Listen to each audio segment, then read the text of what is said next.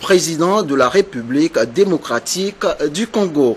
Monsieur le Président et chers frères, la commémoration de la fête nationale de votre pays m'offre l'agréable occasion de vous adresser mes très vives et chaleureuses félicitations ainsi que celles du peuple et du gouvernement togolais. Je voudrais saisir cette heureuse occasion pour vous exprimer mes vifs souhaits de voir se renforcer davantage les excellentes relations d'amitié et de coopération qui existent entre nos deux pays. Je demeure par ailleurs persuadé que les efforts inlassables que vous ne cessez de déployer et les discussions entre l'ensemble de la classe politique congolaise permettront de renforcer la paix et la stabilité, non seulement dans votre pays, mais également dans la sous-région. En vous renouvelant mes vœux de santé et de bonheur pour vous-même et pour votre famille, ainsi que ceux de paix et de prospérité croissante pour le peuple frère congolais, je vous prie d'agréer, Monsieur le Président et chers frères, les assurances de ma très haute considération, signé Fort et Sozimna Singé, président de la République togolaise. Va-t-on vers la professionnalisation de la presse togolaise? En tout cas, le décor est planté depuis ce matin à Palimé, où les hommes de médias se sont invités pour relever le pari d'une presse libre, indépendante et professionnelle. Le point de la rencontre avec Pierre Souchoupo, notre envoyé spécial dans la région.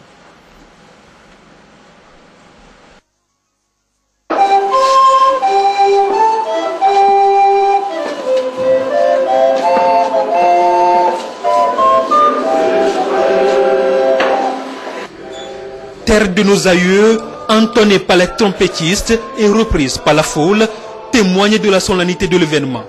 Les états généraux de la presse togolaise, nous y sommes.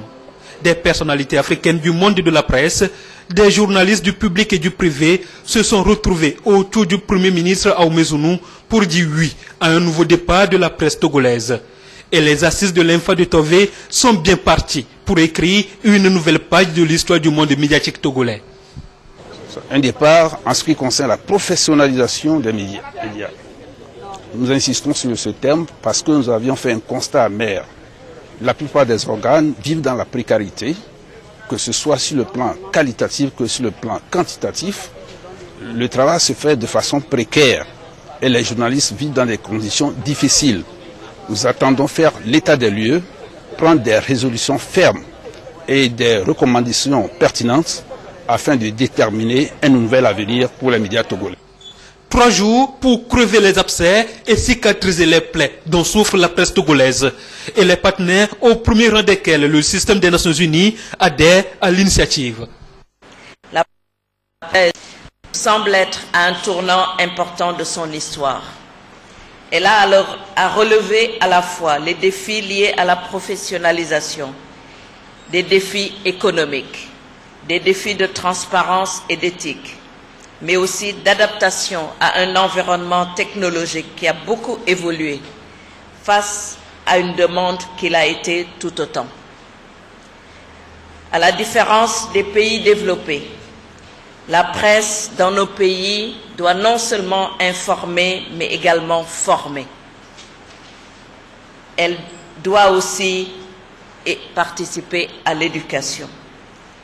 Je sais que ces nombreux défis, bien analysés et circonscrits, ne sont pas surmontables aux professionnels de haut niveau qui sont réunis dans cette salle. C'est tout l'intérêt de ces États généraux. Tous les sujets sans exception seront abordés au cours de ces rencontres pour justement parvenir à une restructuration du paysage médiatique togolais. Il importe, Excellence, Monsieur le Premier ministre, que nous restructurions et rationalisions notre espace médiatique en le dotant de véritables entreprises de presse avec des statuts et un capital social bien défini. Cela aura le mérite d'améliorer les conditions de vie et de travail des professionnels des médias du champ privé. Pour ce faire, il est indispensable que les patrons de presse, les employés de presse et le ministère du Travail puissent, dans le cadre d'une convention collective, entrer en négociation pour produire les droits et devoirs des uns et des autres. En ce qui concerne les journalistes du champ du service public. Nous souhaiterions qu'ils puissent, par la même occasion des présentes assises, obtenir un meilleur statut qui permette aux médias officiels de mieux jouer leur partition en matière de pluralisme de l'information et d'accès équitable. Le thème choisi à cet effet reste évocateur, le pari de la professionnalisation. Pour la ministre de la Communication, de la Culture, des Arts et de la Formation civique, le secteur traverse une crise profonde marquée par des manquements et des handicaps d'ordre professionnel, structurel, corporatif et économique, et donc un frein à l'émergence d'une presse indépendante et professionnelle, malgré les atouts dont elle dispose. Nous pouvons nous réjouir aujourd'hui d'avoir au Togo une presse variée et diversifiée. Conscient du rôle majeur de la presse dans la vie démocratique choisie par notre pays, le gouvernement a tout mis en œuvre pour accompagner et garantir cette manifestation de l'expression plurielle des opinions que permettent les médias. Mais il est aussi évident qu'au-delà de la liberté d'expression, la presse a pour mission de contribuer à l'information de qualité et à la formation des citoyens dans le respect et la tolérance. Autrement dit, la presse est à la consolidation de la démocratie, ce que la justice est pour la construction de l'état de droit. Lorsque la presse joue pleinement ce rôle, elle constitue un puissant levier pour le progrès d'une nation, un moteur pour le renforcement du lien social. En revanche, lorsqu'elle faillit à cette mission, elle devient un frein à tout processus de développement. Alors, elle ne peut qu'inciter qu'à la division, à la haine intercommunautaire, provoquer et alimenter des conflits sociaux, etc. Ces dérives de la presse ont malheureusement parfois marqué notre parcours socio-historique. Nous pouvons comprendre aisément pourquoi on dit habituellement que sans une presse de qualité et responsable, le développement d'une nation est fortement compromis. Pour contribuer à faire de notre presse un outil pour le renforcement de notre démocratie, le gouvernement a entrepris des actions multiples qu'il n'est pas nécessaire d'énumérer ici. Ainsi, contrairement à ce que certains croient, les États généraux de la presse ne sauraient avoir en aucun cas une vision univoque et étriquée des problèmes.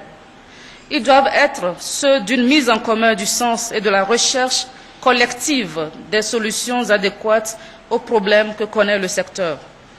Ces problèmes, vous vous en doutez bien, sont suffisamment sensibles et complexes pour ne pas être traités avec complaisance ni avec un esprit irrationnel. Ainsi, ce grand rendez-vous doit nous permettre de déboucher sur des orientations, des directives et des solutions pragmatiques afin que dans un proche avenir, notre presse nationale soit à la hauteur de ce que la population attend d'elle, qu'elle soit professionnelle, responsable et performante.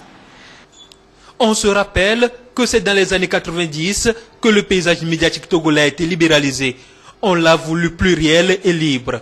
Le chef du gouvernement Artem Siliago Mizounou, qui représentait le président de la République, nourrit encore de l'espoir quant à l'avenir de la presse togolaise. Instrument permanent de mobilisation des populations et de lutte pour la conquête des libertés de la démocratie, la presse a toujours été à l'avant-garde de l'émancipation des peuples. Sans remonter jusqu'à la période des indépendances, je voudrais simplement dire que notre presse n'a pas échappé à cette règle, elle qui, au cours des années 90, a accompagné le débat pour l'instauration du multipartisme et de la construction de la démocratie dans notre pays. Cette presse, nous l'avons voulu, et nous la voulons toujours, au service de la paix, de la justice et de la cohésion nationale. Je voudrais juste me rappeler la campagne de la Commission nationale des droits de l'homme au cours des années 1989 et 1990, sensibilisant et éduquant nos compatriotes à la liberté d'expression et de presse, comme première étape de la liberté d'association qui libère les énergies et mobilise les Togolais pour la construction d'une nation, où les citoyens se respectent et défendent leurs opinions dans le respect de celles des autres. Malgré les difficultés et les exigences des temps, et malgré les dérapages et les abus que l'on pouvait reprocher à la presse, Nous espérions tous qu'elle prendra le temps de s'améliorer, de se parfaire pour être entièrement à la hauteur des enjeux. Construire une société nouvelle, contribuer à l'apaisement de la nation, demeurer la vigie qui oblige les citoyens et les responsables politiques à ne jamais perdre de vue l'intérêt commun, c'est-à-dire la cohésion nationale, le développement économique et social pour l'amélioration des conditions de vie de nos populations. Le drame vécu au cours des années 90 par le peuple rwandais était aussi une alerte pour chacun et pour tous que la liberté de presse pouvait se retourner contre la liberté et devenir un instrument de mort et de destruction de la communauté. Il apparaissait donc que c'est par un effort constant et au quotidien que nous devons tous manipuler avec précaution cette liberté essentielle au développement de tout pays. Malheureusement, il est clair que la presse togolaise dans son ensemble est traversée aujourd'hui par une crise de croissance caractérisée par l'usage abusif de la liberté d'expression au mépris des règles professionnelles, d'éthique et de déontologie qui la réglementent. Des manquements graves, des violations flagrantes et systématiques de ces règles ne cessent malheureusement de saper les fondements des valeurs cardinales de liberté et de concorde nationale que les médias devraient par essence consolider. Et pourtant, personne ne devrait oublier cet axiome de base de la liberté de presse. Le commentaire est libre, mais les faits sont sacrés. La presse ne peut être un lieu de règlement de comptes artificiels, de déconstruction de la cohésion nationale et du tissu social. Ce constat largement partagé par les observateurs du paysage médiatique togolais, mais aussi et surtout par les journalistes eux-mêmes, a longtemps préoccupé le gouvernement, qui n'a ménagé aucun effort pour susciter et accompagner l'organisation et la tenue de la présente rencontre, qui constitue un temps fort du parcours de la presse togolaise depuis les années 90.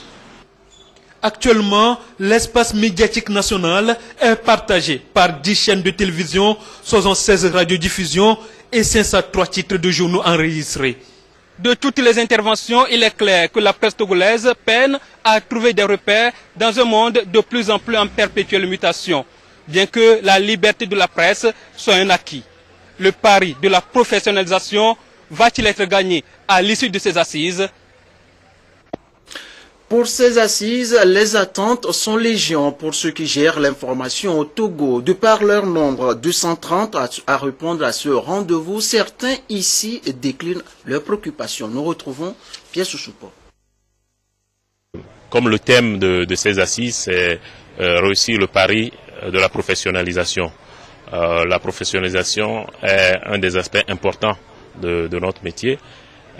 Vous savez, les conditions dans lesquelles les journalistes arrivent à la profession, il est très important qu'avec le temps, la formation, qu'elle soit ponctuelle et continue, constitue un des efforts vers lesquels la corporation doit tendre. Mais il n'y a pas que la formation pour amener davantage de professionnalisation. Il y a aussi l'amélioration de l'environnement où évoluent les journalistes, un environnement plus prospère pour les entreprises de presse. En réalité, tout le monde parle de la nécessité de la convention collective, mais personne ne peut mieux parler de cette nécessité si ce ne sont nous-mêmes.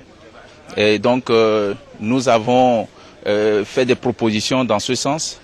Nous demandons, par exemple, qu'à la sortie de ces états généraux, nous puissions recommander fermement la rédaction d'une convention collective, sinon l'actualisation du document qui existait, et très rapidement qu'on puisse signer ces documents de convention collective entre les patrons et nous-mêmes, afin que ça conditionne même l'attribution de l'aide de l'État à la presse, le respect donc des lignes directrices de ces conventions collectives. Parce que nous avons proposé dans notre document aussi, par exemple, qu'on augmente sensiblement l'aide de l'État à la presse, parce que c'est aussi un aspect qui intéresse bien nos patrons, pour leur prouver que nous ne sommes pas venus pour simplement nos intérêts et que nous pensons aussi aux difficultés financières auxquelles ils sont exposés. Et nous avons proposé qu'on augmente sensiblement l'enveloppe de l'aide de l'État à la presse, et dans notre document nous avons passé à 500 millions de francs CFA, dont nous précisons que le quart soit réservé à la formation des journalistes. Les attentes de l'Observatoire togolais des médias lors de ces assises de la presse togolaise sont d'abord de dire aux autorités que nous voulons, nous les journalistes et patrons de presse, nous voulons nous prendre d'abord en charge maintenant. Nous prendre en charge sous-entend qu'il faut une instance d'autorégulation très forte. Et pour qu'il y ait une instance d'autorégulation très forte, il faut que l'autorité accompagne l'instance d'autorégulation, l'institutionnalise, pas dans le sens d'une institution de la République, mais l'institutionnalise en l'accompagnant en moyens matériels, humains et financiers. Et ensuite, nous avons constaté que notre profession mérite quand même en ce moment que la réflexion soit menée pour que l'on réglemente l'entrée dans la profession avec la participation des organisations professionnelles de presse qui ont aussi des propositions dans cette forme de réglementation. En repartant de ces assises des états de la presse togolaise, c'est de pouvoir permettre aux médias de savoir ce qu'ils veulent, de savoir ce qu'ils ont à faire et de pouvoir avoir un cadre beaucoup plus juridique pour nous, les patrons de presse d'abord, et pour nos journalistes qui travaillent avec nous. En tant que président, par exemple, de l'association de la presse privée en ligne, c'est-à-dire des médias en ligne, et nous n'avons pas d'abord un cadre juridique. Donc nous allons faire le plaidoyer ici pour que le cadre juridique soit trouvé, afin que les médias en ligne puissent exister légalement. Au-delà de ça, nous allons aussi faire le plaidoyer pour que ces médias soient associés à tout ce qui se fait dans le pays et qu'ils soient reconnus comme acteurs de la famille des médias au Togo. Tournons nos regards à présent sur les députés réunis ce matin pour se prononcer sur le projet de loi portant en modification de certains articles de la Constitution de 1994. À l'issue d'un vote à bulletin secret, le projet de loi a été rejeté. Estelle Laclé et Soram Théou ont suivi pour nous cette séance, la 14e. Suivez leur compte rendu. Après le dialogue politique, Togo Télécom 2, l'Assemblée nationale, sur saisine du gouvernement, a passé au peigne fin le projet de loi portant modification des dispositions des articles 52, 59, 62, 119, 100 et 101 de la Constitution du 14 octobre 1992, complété par l'article 60. Ce projet de loi n'est en réalité qu'une transcription exacte des différentes positions des parties prenantes à ce dialogue. La 14e séance plénière de ce jour revêt donc une importance capitale pour ces parlementaires. Sur les 91 députés, 86 étaient présents et les 5 absents ont donné procuration à leurs collègues. Le rapport des travaux en commission a été présenté à tous et voici ce qu'on peut retenir sur les articles 59 et 60 relatifs au mandat présidentiel et au mode de scrutin. Article 59 nouveau. Le président de la République est élu au suffrage universel direct et secret pour un mandat de 5 ans renouvelable une seule fois. En aucun cas, nul ne peut exercer plus de 2 mandats. Article 60 nouveau. L'élection du président de la République a lieu au scrutin uninominal majoritaire à 2 tours. Suivra le vote de l'ensemble du texte au bulletin secret. Mais avant, le président de l'Assemblée nationale a rappelé les dispositions de l'article 144 de la Constitution qui stipule que le projet ou proposition de révision est considéré comme adopté s'il est voté à la majorité des 4/5 des députés composant l'Assemblée nationale. À l'issue du vote, le projet de loi est rejeté avec 63 voix contre, 27 pour et 1 abstention. Le résultat auquel nous avons abouti n'est que l'expression populaire du peuple que les députés ont traduit dans l'urne. Alors, il faut rappeler le contexte. Il y a eu beaucoup de discussions pendant 5 jours sur près de 2 semaines au niveau de l'Assemblée ici. Toutes les discussions ont été menées. Les efforts ont été faits, surtout du côté de UNIR, pour essayer de rapprocher les positions. Malheureusement, les lignes n'ont pas bougé du côté de l'opposition. Quand les gens ont des positions très rigides pour dire, bon voilà, la limitation de mandat avec effet immédiat. Notre souci était d'amener cette position à mettre un peu d'eau dans leur vin, comme on le dit. Mais malheureusement, les lignes n'ont pas cédé. Et malheureusement, on n'a pas pu aller vers un compromis. Et par rapport à des positions rigides, on ne pouvait que traduire cette expression à travers le vote qui a eu lieu ce matin en plénière. Nous avons eu des signaux qui nous ont démontré que le gouvernement n'avait véritablement pas envie de faire les réformes. Voilà un gouvernement qui envoie à l'Assemblée nationale une réforme. Et le gouvernement, dans l'exposé des motifs, a expliqué pourquoi il a envoyé ces réformes-là et les réformes de telle manière ou de telle autre. Le gouvernement a donné ces explications dans l'exposé des motifs. C'est véritablement un vote de défiance qui vient d'être posé, c'est-à-dire que la majorité parlementaire sur laquelle le gouvernement devait compter vient de lui retirer sa confiance en rejetant le test que le gouvernement a envoyé. Voilà le constat qu'il faut faire. Les lignes n'ont pas du tout bougé, constate-t-on. Chaque sensibilité campe sur sa position et le gouvernement dit prendre acte. Le gouvernement prend acte du résultat du vote du projet de loi portant modification des dispositions des articles 52, 59, 62, 79, 100 et 101 de la Constitution, complété par l'article 60, et remercie les députés pour la qualité de leur contribution, tant au niveau de la commission que de la plénière. Le gouvernement félicite également la représentation nationale pour le climat de sérénité qui a présidé aux travaux. Cette séance plénière marque la fin de la première session ordinaire de l'année 2014. Session riche eu égard au nombre de textes adoptés, estime le président de l'Assemblée nationale. Notre session a commencé ses travaux dans une ambiance de cordialité qui nous a permis, en dehors des ateliers de formation et des rencontres internationales, d'organiser 13 séances plénières et d'enrichir notre arsenal juridique de 18 lois ordinaires, dont 6 de ratification. Nous ne sommes pas parvenus, comme c'est le cas au début de la législature, à transcender la méfiance réciproque et les positions partisanes pour trouver un consensus sur certaines questions fondamentales qui élèvent notre institution. Le consensus politique, à mon avis, loin d'être naturel, requiert de chaque acteur un effort de dépassement, condition sine qua non pour aller à la rencontre de l'autre. Le consensus politique n'est pas conformité, suivisme ou naïveté.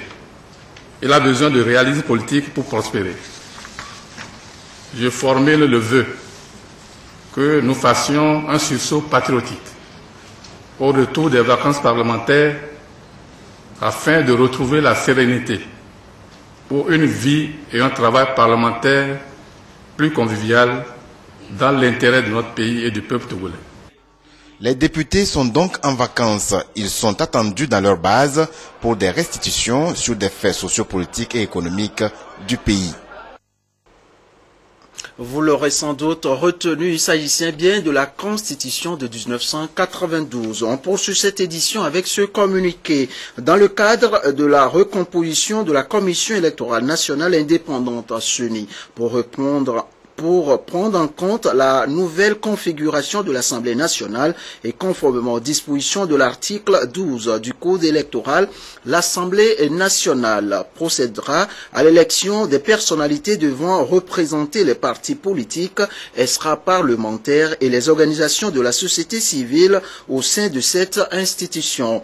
Au terme du dit article, l'Assemblée nationale élit 3 membres des partis politiques extra-parlementaires et 3 membres de la société civile. À cet effet, le président de l'Assemblée nationale informe les partis politiques et les organisations de la société civile intéressées que la date limite de dépôt à son secrétariat particulier du dossier de candidature sur pli fermé avec mention candidature à la CENI est fixée au plus tard le mardi 15 juillet 2014 à 17h. Pièce à fournir. Une lettre de recommandation du parti politique extra-parlementaire ou de l'organisation de la société civile. Une copie légalisée de l'acte de naissance. Une copie légalisée du certificat de nationalité togolaise. Un extrait du casier judiciaire datant de au moins de 3 mois. Un certificat médical datant de moins de 3 mois attestant que l'intéressé est médicalement apte à assurer les fonctions sollicitées. Un curriculum vitae détaillé, une photocopie de la pièce d'identité en cours de validité, carte d'identité nationale ou passeport signé le président Dama Dramani. La classe politique togolaise ne cesse d'évoquer dans les débats le terme réforme constitutionnelle et institutionnelle, un terme apparemment complexe pour certains Togolais. Et dans le dossier qui va suivre, Carmen Madi Akakbo tente de nous expliquer ce vocabulaire. Regardez. La question des réformes constitutionnelles et institutionnelles nourrit aujourd'hui le débat au sein de la classe politique. Ces réformes font partie des principaux points sur lesquels les parties prenantes au dialogue inter-togolais ayant abouti à l'accord politique global se sont convenus pour la consolidation de la démocratie, de l'état de droit et de la bonne gouvernance au Togo. Quand on parle de réforme constitutionnelle et institutionnelle, ça veut dire que on intègre les deux, on intègre des changements à apporter au texte fondamental qui définit la forme de l'État, la dévolution et l'exercice du pouvoir, mais également des changements ou des améliorations à apporter aux institutions, diverses institutions qui animent la vie de la nation, c'est-à-dire les principaux organes. On peut parler par exemple de l'Assemblée, on peut parler de la présidence, de la primature, on peut parler de la magistrature, on peut parler de la Cour constitutionnelle, on peut parler du Haut Conseil chargé de la communication, au Togo particulièrement la HAC. Lorsqu'on apporte des réformes à ces institutions, qu'on apporte des réformes également à la Constitution, on parle de réformes constitutionnelles, c'est-à-dire réformes au texte, et de réformes institutionnelles, c'est-à-dire de réformes aux organes qui animent la vie de la République. Ces réformes doivent notamment viser la mise en place de mesures garantissant de meilleures conditions pour asseoir un État démocratique. Lorsque on est dans une République qu'on veut démocratique, nécessairement, de temps en temps, il faut améliorer le fonctionnement des institutions, il faut voir si les textes sont adaptés à la vie de la nation, à l'évolution d'un pays, et c'est en ce moment-là qu'on les change. Et quand on les change, dans la réalité, on les change pour améliorer. On ne change pas des textes pour les rendre beaucoup plus mauvais, je dirais, ou pour les rendre pires, mais on change les textes pour les rendre meilleurs. Si les Togolais sont dans l'esprit d'améliorer la vie du pays, la vie politique, la vie le fonctionnement des organes de cette République, si on fait ces réformes, normalement, ces réformes doivent permettre d'améliorer ne serait-ce que le climat politique. Aujourd'hui, qu'est-ce qu'on entend? On parle de réformes faites par consensus. Et c'est sûr que si nous faisons des réformes, nous arrivons à faire des réformes en ayant des tests consensuels, eh bien, un certain nombre de conflits qui entre les acteurs politiques aujourd'hui n'existeraient plus.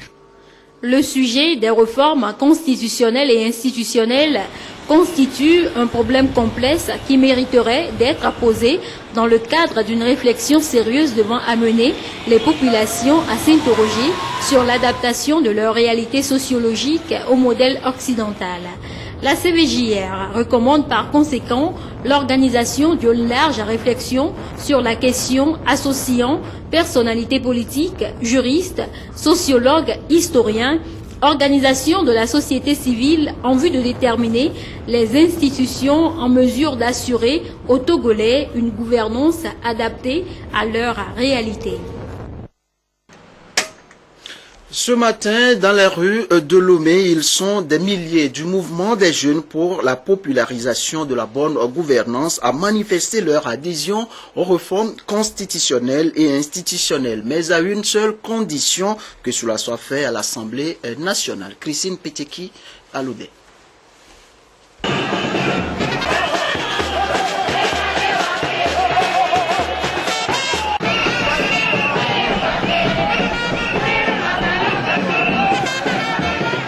Le mouvement des jeunes pour la popularisation de la bonne gouvernance ou encore la majorité silencieuse à travers cette marche dit oui aux réformes institutionnelles et constitutionnelles.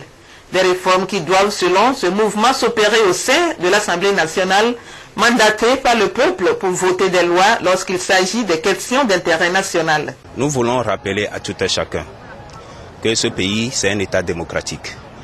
Et il y a des institutions qui sont la base de cette démocratie dans ce pays. La seule chose que nous disons ce matin, nous faisons appel à l'Assemblée nationale de faire usage de ses droits et de ses obligations pour que tout ce que le peuple togolais veut s'accomplisse. Nous sommes des citoyens togolais. Nous sommes conscients de tout ce qui se passe. Nous sommes d'accord pour les réformes. Mais il faut que ces réformes passent par l'Assemblée nationale. Et nous faisons appel à nos jeunes, aux femmes, aux hommes, que ce que nous voulons, la chose y est déjà. Le MJPG soutient et accompagne toutes les initiatives qui visent à consolider l'état de droit, la démocratie, l'esprit de paix et la bonne gouvernance. La mobilisation de ce jour appelle aussi les citoyens à éviter les tensions sociales, à privilégier l'intérêt de la nation et à travailler surtout pour renforcer la paix et la sécurité, des facteurs indispensables pour le développement du Togo.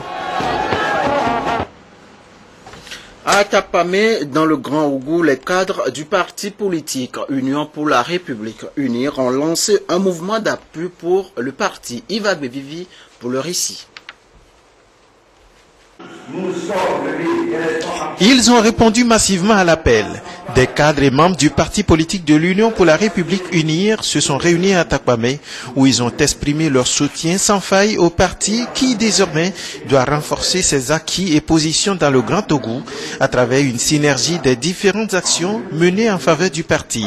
Une synergie d'actions qui trouve ici un nom, le mouvement d'appui pour le parti Unir dans le Grand Togo, en abrégé MAPU-GO. Le mouvement a été lancé au cours de cette rencontre tenue à Atakwame. Pour les responsables de ce mouvement, la prochaine présidentielle doit être favorable au parti politique de l'Union pour la République. Nous avons presque toutes les ethnies de notre pays dans le goût. Et toutes ces ethnies, grâce à Dieu, se sont retrouvées représentées dans cette salle. Et donc, c'est des militants et ces militants forts rassemblés derrière le président Faure Gnassingbé. Il nous appartient d'aider à organiser nos frères et sœurs pour des résultats meilleurs que ce qu'on avait connu dans les temps passés dans le goût.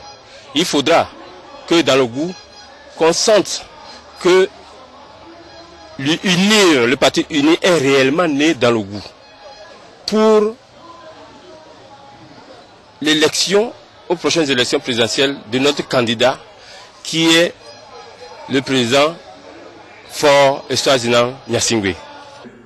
Pour le premier vice-président de l'UNI présent à ce lancement, l'initiative est à saluer.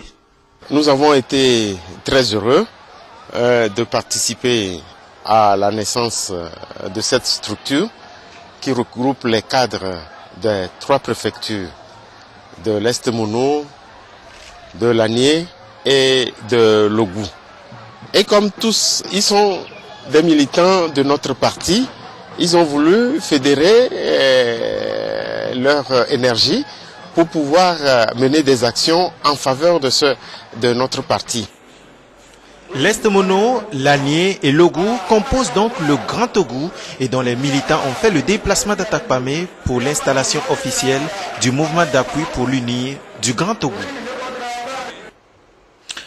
fin de cette édition de nuit. Merci à vous tous qui l'avez suivi. Passez une excellente nuit sur la télévision togolaise et à demain.